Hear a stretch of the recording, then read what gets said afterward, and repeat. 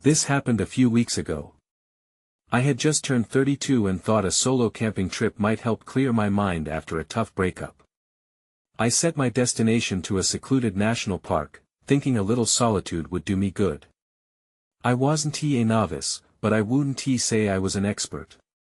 I liked to think I knew what I was doing. I found a quiet spot by a lake, surrounded by tall pines. The air felt fresh, and I listened to the gentle lapping of the waves. It was peaceful.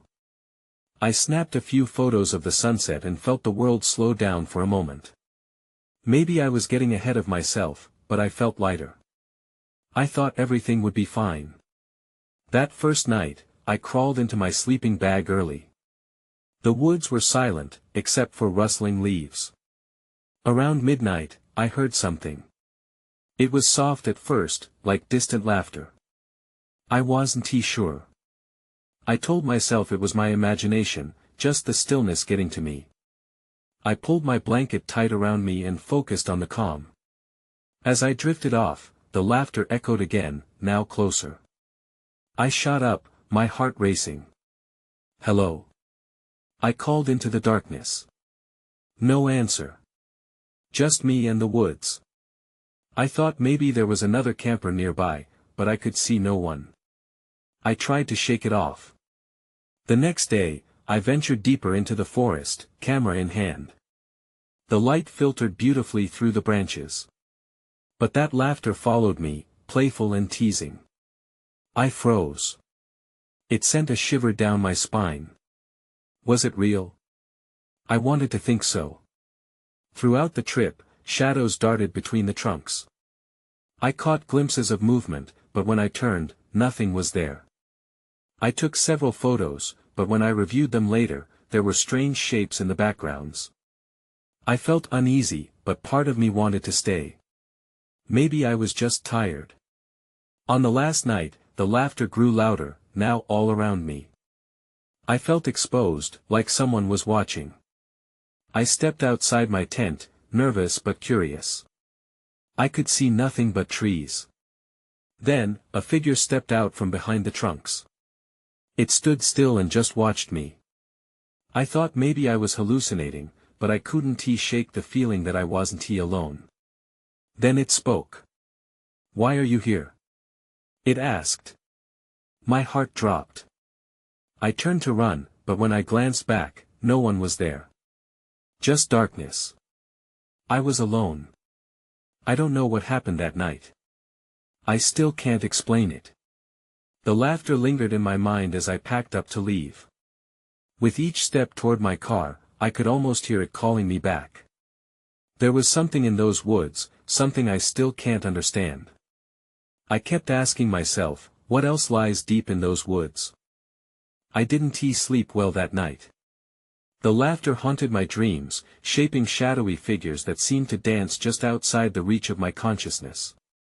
Morning came too quickly, the sun peeking through the trees with a promise of warmth that I desperately needed. After packing up, I decided to take one last walk around the lake before heading home. The water glimmered under the sun, and for a moment, it seemed like a normal day. I walked along the shore, trying to shake off the unease that clung to me, but it was no use. As I rounded a bend, something caught my eye, an object partially buried in the mud.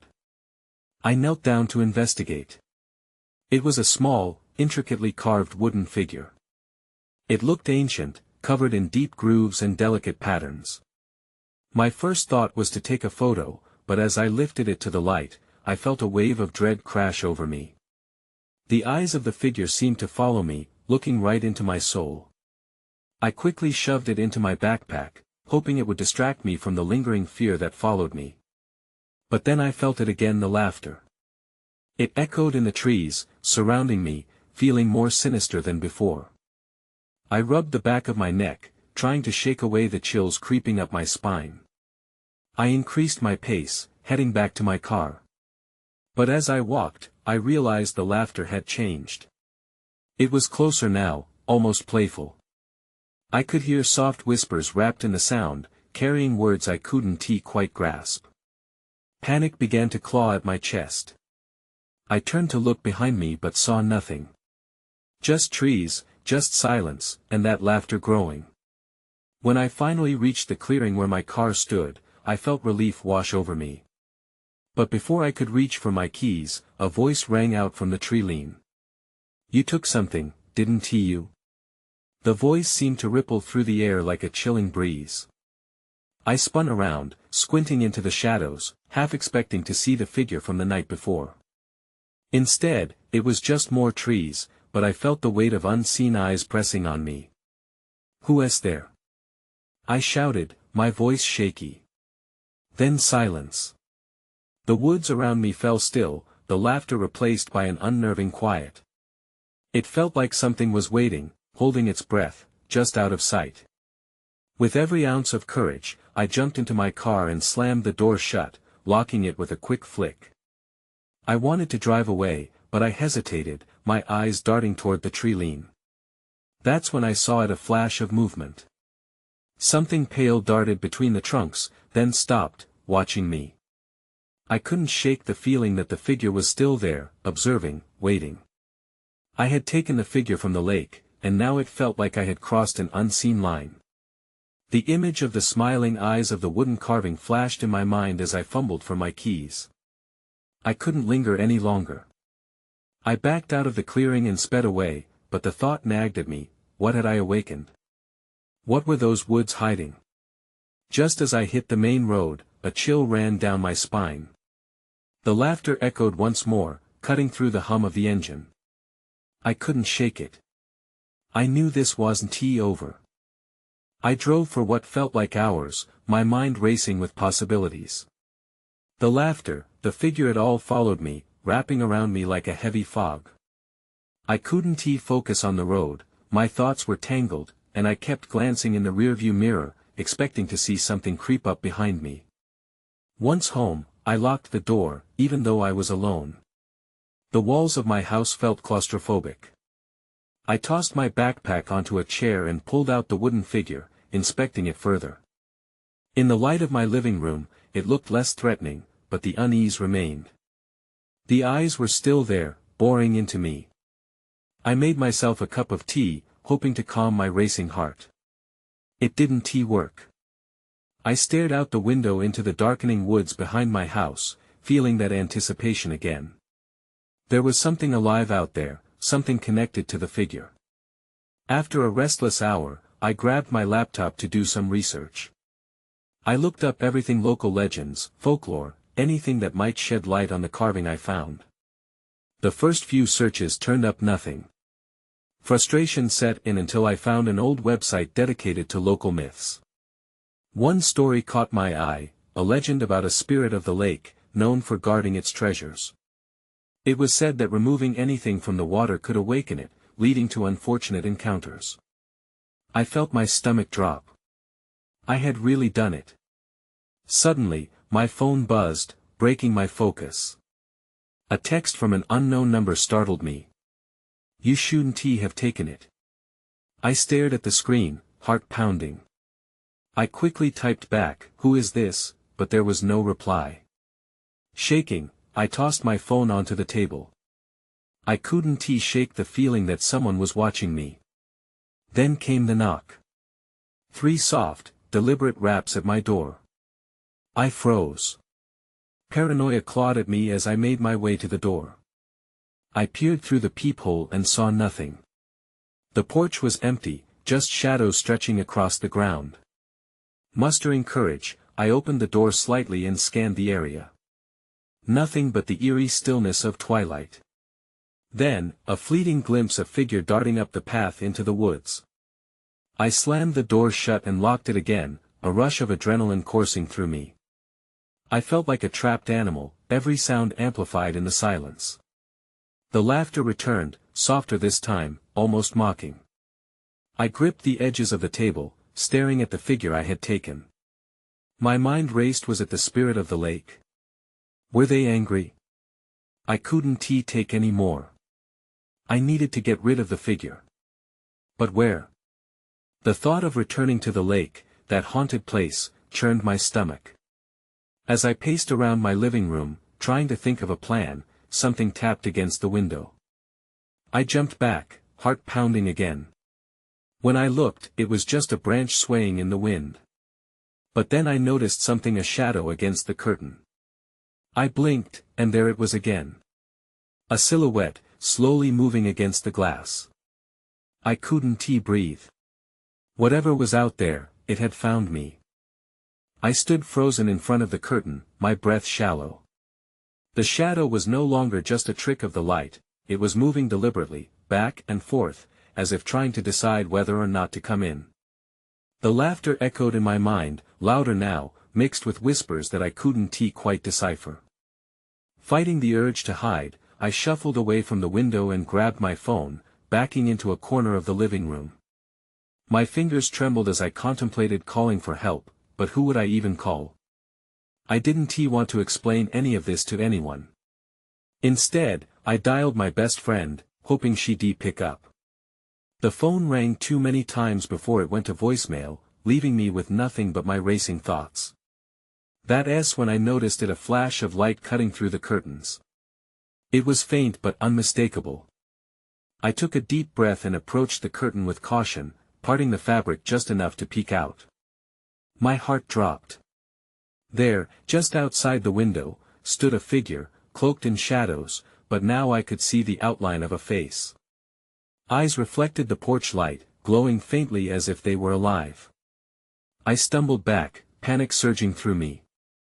The laughter erupted then, full and clear, coming from a point just outside my house. It didn't feel like it was meant for me, but it sent chills down my spine. I darted to the front door and locked it again, my thoughts racing. What did I do to invite this? I cursed my curiosity. Was it connected to the figure I brought home? Did I awaken something that should have been left undisturbed? I picked up the wooden figure and held it tightly, as if it were a lifeline. Then I heard it again, a tap, tap, tapping at the window. I couldn't ignore it. I had to see. I approached slowly, every inch of me on high alert as I reached for the curtain again. With a quick movement, I drew it back, and the light vanished. The figure was gone. My heart raced as I scanned the yard, searching for any sign of movement. All I saw was darkness, the trees standing still as sentinels.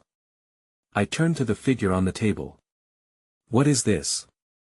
I whispered, feeling like a fool for even talking to it. But then I noticed a detail I hadn't before, a marking on its back, worn and scratched like it had been handled by someone not long ago. I tugged at it, nearly tearing the wooden surface, and suddenly, I felt a jolt as the room shifted. The laughter returned, but this time it was directed at me, cascading through the air like a wave. My instinct screamed at me to get out, to run before it was too late. That's when everything went dark. The lights flickered, and I felt an icy grip on my arm. Panic flooded my system. I gasped, my mind racing. Someone was inside the house. I stumbled backward, heart pounding in my chest. I didn't want to turn around, but the grip on my arm was too real to ignore. It felt cold, almost lifeless. I twisted away, breaking free from whatever had latched onto me, and I crashed into a side table.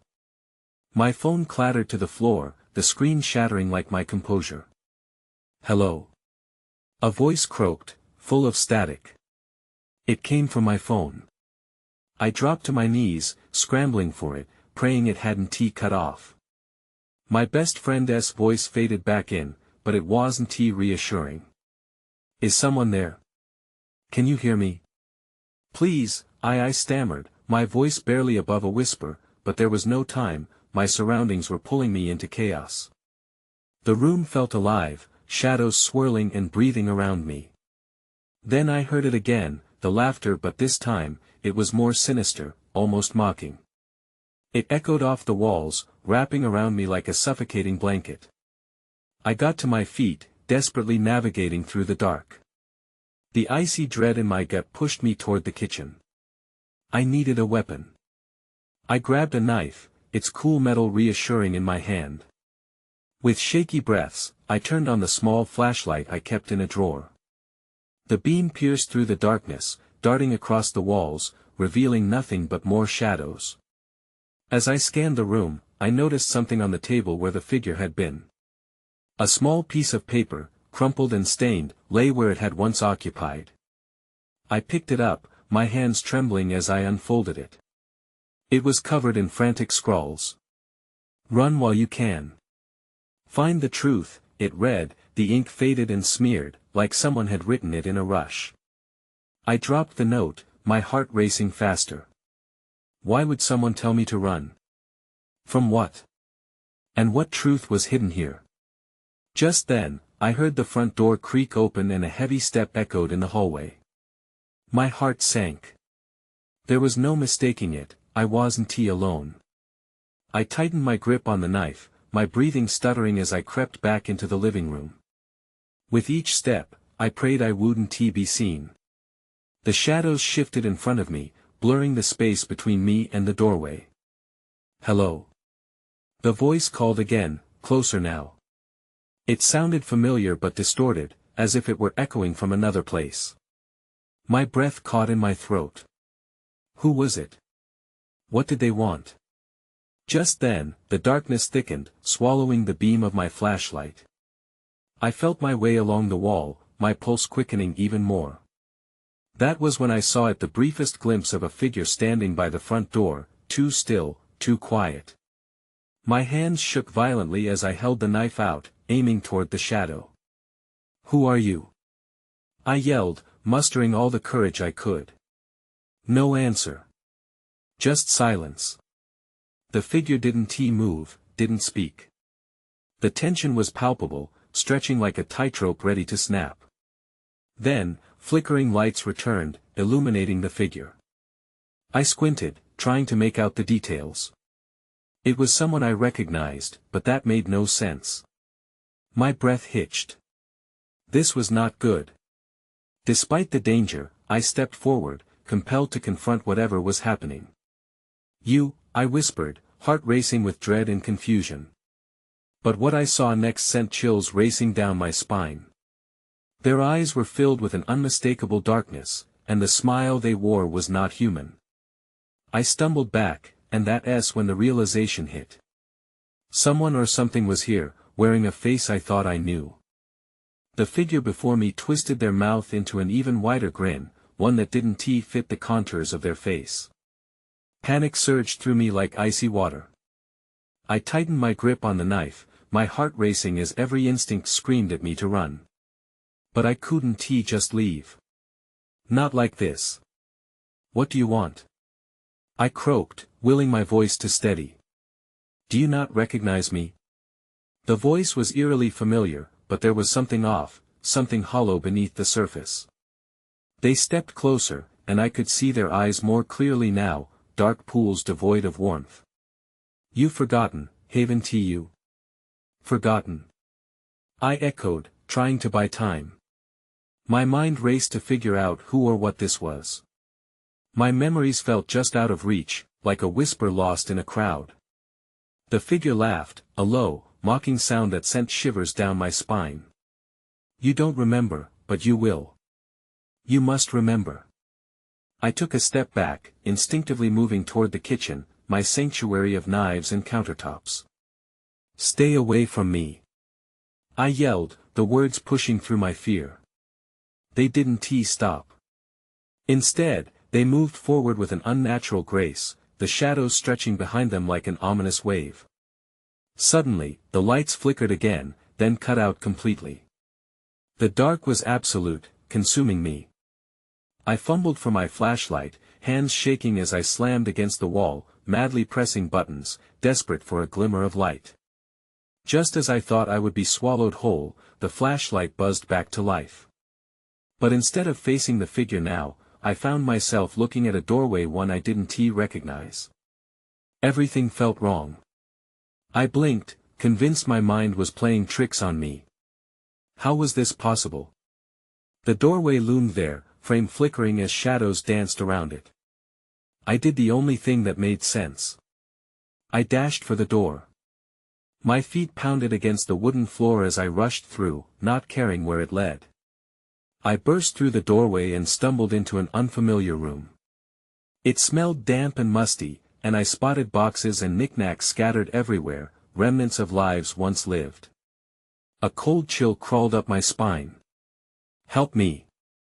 The voice of my friend rang out from the darkness somewhere ahead. I spun around, searching for the source, heart racing. "Please, I'm trapped." Fear gripped me, tighter than before. I had to find them. I pushed deeper into the shadows, following the sound of their voice, the urgency consuming me. Every inch of the room felt alive, pulsating with an unseen presence. But as I moved closer, the laughter floated through again, echoing off the walls. It was that same laugh, taunting and cruel. I turned, flashing my beam wildly through the shadows, and that was when I saw it. In the reflection of the dusty glass, the familiar face peered back at me, a twisted version of my friend. "Help," the figure mouthed silently, eyes wide with something fear. Or something more benevolent that felt utterly wrong. My breath caught in my throat. I found out who was really in the room, but that realization set off an even greater wave of terror. I stumbled back, heart pounding, fixated on the door I had just come through. I bolted again.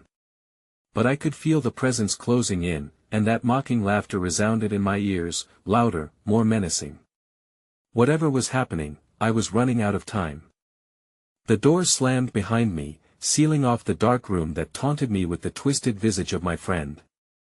I barely registered the creak of floorboards beneath my feet as I sprinted down a narrow corridor, heart pounding in my chest, desperate to escape the feeling of being hunted.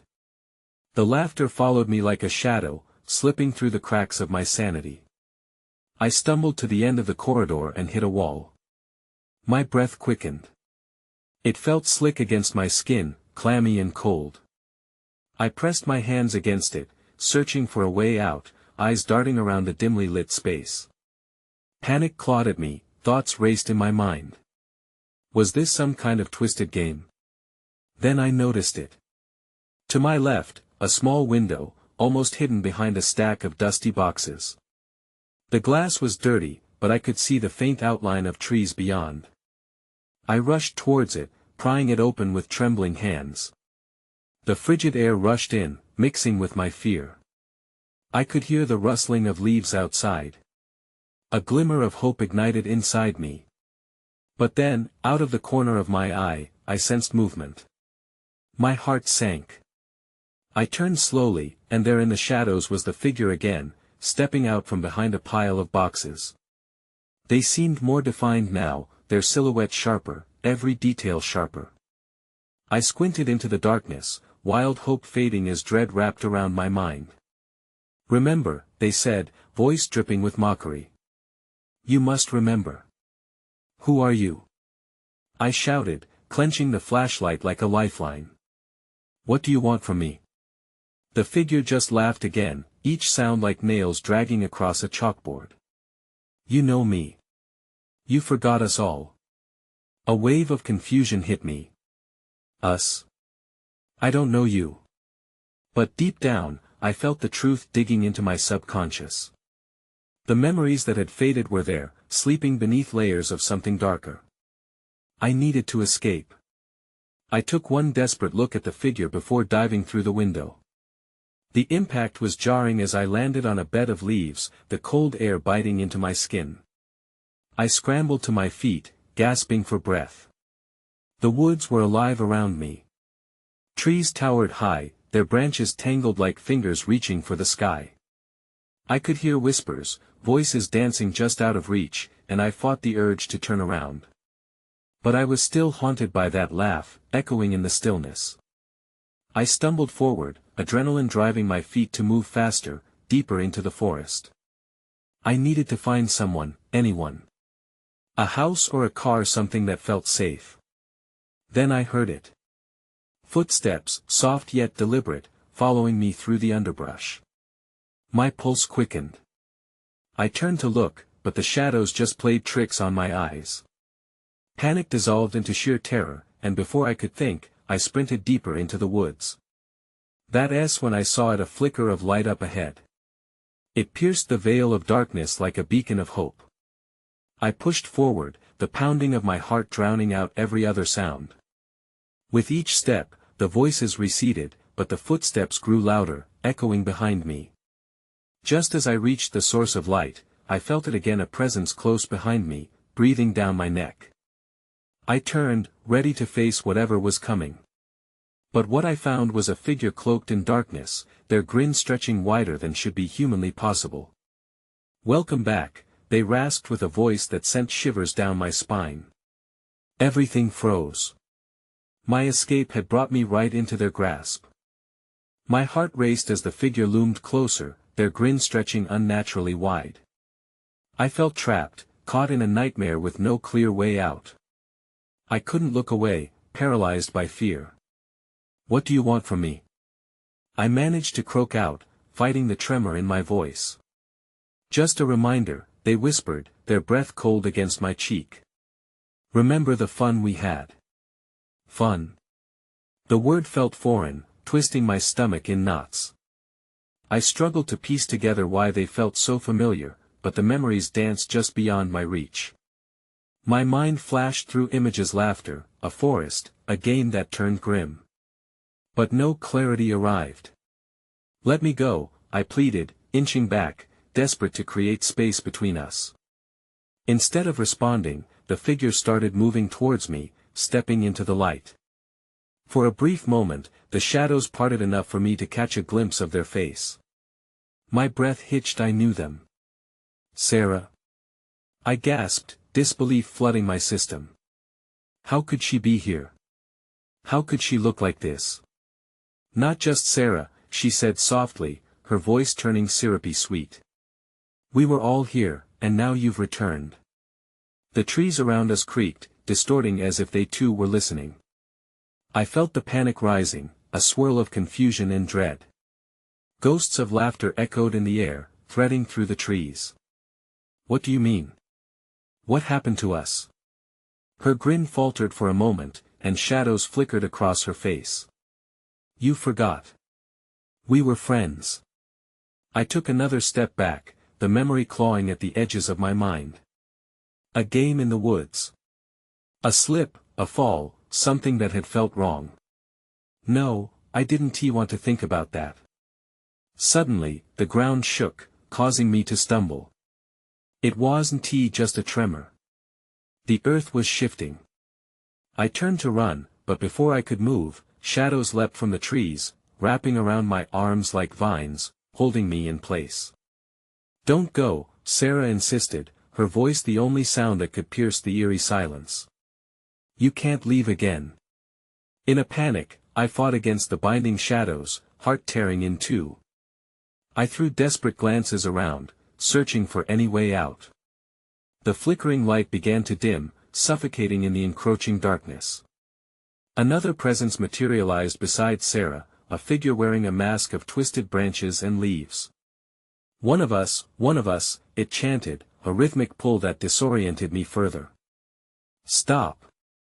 I shouted, fueled by adrenaline. "I don't want this." But my voice was swallowed by the laughter that erupted around me. It intertwined with the shadows, and in that chaos, I noticed a path emerging on the forest floor, a narrow streak of light beckoning me with urgency. Without thinking, I lunged for it, pushing against the strength of the shadows.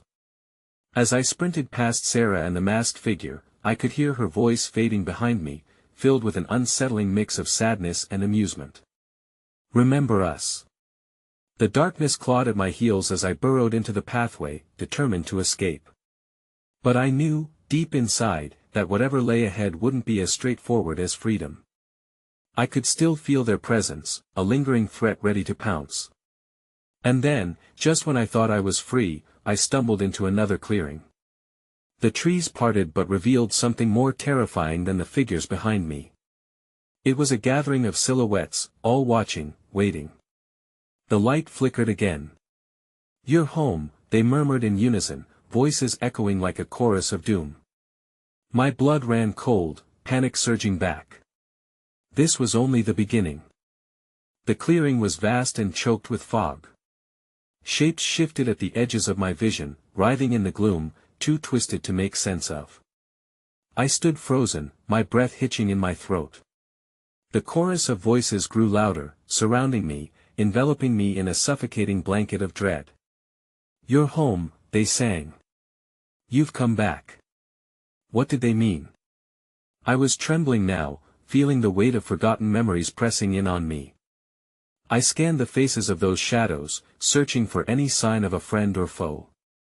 But their features remained shrouded, distorted by the haze. Suddenly, one stepped forward, a figure that seemed to rise from the ground itself. It was a boy, maybe a year older than me, with dark hair sticking out in wild angles. He smiled, but it was a smile I didn't trust. "Isn't this exciting?" he said, his words dripping with a mock enthusiasm that sent a chill down my spine. "You didn't think you could run away forever, did you? Who are you?" I demanded, my voice barely above a whisper. The shadows shifted, and a heavy silence settled around us. "We're the ones you left behind," he replied. "The game isn't over yet." My mind raced, piecing together fragments of recollection. The game in the woods had been innocent at first, a childish game turned dark. I had stumbled into something I could barely comprehend, something that demanded more than I could give. I had made a choice to escape, but they hadn't. They were still trapped here, swirling within the echoes of that day. "We thought you wanted to forget," the boy continued, advancing closer. "But now that you're back, we can play again. You can't leave us this time." I felt the ground shake beneath me again. Panic surged, and I took a step back, heart racing. Was there a way out? The flickering light seemed to dim further, shadows creeping in closer as if longing to trap me once more. "No!" I shouted, the word erupting from me like a plea. "I don't want this." Before I could react, the gathered figures closed in. Their laughter morphed into whispers, filling my ears with a cacophony of sinister encouragement. I backed away, hands shaking, searching for a path or a tree to climb. And then I saw it beneath the fog, a glimmer of silver placed carefully at the heart of the clearing. That's when I saw it, a medallion, engraved with intricate designs that looked eerily familiar. Something tugged at my memory, but the pain of remembrance made me dizzy. Was it mine? Or was it just another relic of a life I had fled? "Pick it up," the boy urged, his smile fixed. "It's your ticket to join us." "Join you?"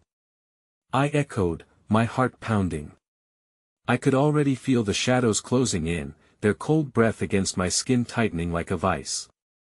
I needed to escape this nightmare. I reached out, my fingers hovering over the medallion, torn between the fear of what would happen if I picked it up and the dread of not knowing what awaited me if I didn't. Then, without warning, something rustled behind me, a new shape stepping out from the murky darkness. Fear seized my throat, and I turned slowly to face what was emerging.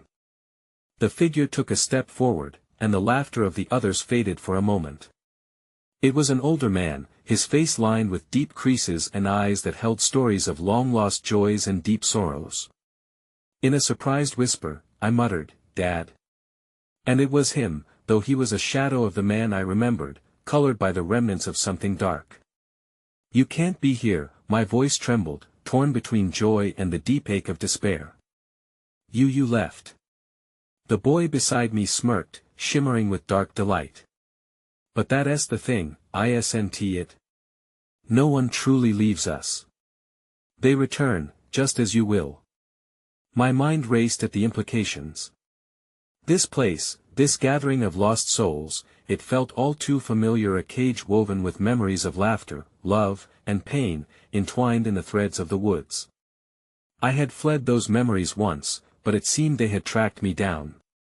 I turned back to the medallion, its surface shimmering like the lake had. I could almost hear the echoes of my childhood adventures, the freedom I had taken for granted. But buried beneath it all was the horror of that game, a game I couldn't afford to play again. "What do you want with me?" I demanded, my voice steadier than before. They all leaned in, shadows flitting closer, their forms swirling. "To remind you," my father said gently, though his voice carried an underlying edge. To show you the truth. We were never done. But we are done. I exclaimed. I've moved on. A cacophony of despairful laughter broke through the quiet, silencing my protest. No one leaves the game, dear. You just forget your role. I felt the shadows lingering, weighing heavy against me. The light flickered again, throwing everything into sharp relief. I spied the way the figures merged into one another, their forms melding and reforming until I saw them all friends, childhood playmates, all trapped here within a game gone wrong, all waiting for someone to remember. No, I whispered. I took a step back, heart racing. I want to play. I want to join you. We'll see, the boy taunted softly. Choices are just illusions here. The shadows surged forward, their laughter rising to a fever pitch as they advanced. I had the medallion still hovering close, the last remnant of a life I could barely grasp. Maybe it wasn't a curse after all, but a piece I needed to embrace. I could feel the weight of those forgotten moments, but now they felt like chains, pressing down inescapable. In sudden clarity, I thrust the medallion into the ground, feeling the earth drink it in like water. I'm done hiding. I shouted. The ground trembled as the figures screeched, shadows erupting around me. I felt the life rushing back, memories twisting through my veins, and for the first time in what felt like forever, I stood tall, unyielding. I had come to reclaim my identity, not the remnant of some woven nightmare. With each beat of my heart, I felt the pull of the past weaken, shadows dissipating like smoke in the wind. I turned into the darkness that had been creeping at my edges, sprinting back toward the flicker of the path I had opened. Remember us. I heard Sarah scream, her voice thick with despair as the light flickered once more. The shadows howled, but their grasp faltered, the figures slipping back into the dark forest, their voices becoming a distant memory. I rushed toward the glimmering light ahead, pushing through the final layer of darkness as the trees began to thin out around me. Breathless, I burst through an opening, limbs moving automatically as I ran into the new light of the day. I stumbled into the sun-soaked clearing, where laughter echoed in the distance, innocent and carefree, like echoes of a life I thought lost. But deep inside, I knew something remained. I turned back, half expecting to see the figures chasing me, but nothing remained but the whispering of the wind through the trees, a promise of what might linger still. I escaped the woods, the weight on my chest feeling lighter, but I didn't feel whole. The laughter remained as if a warning fading like the rustling of leaves behind me. As I drove back, I peered into the rearview mirror, catching a fleeting glimpse of shadows flitting through the trees.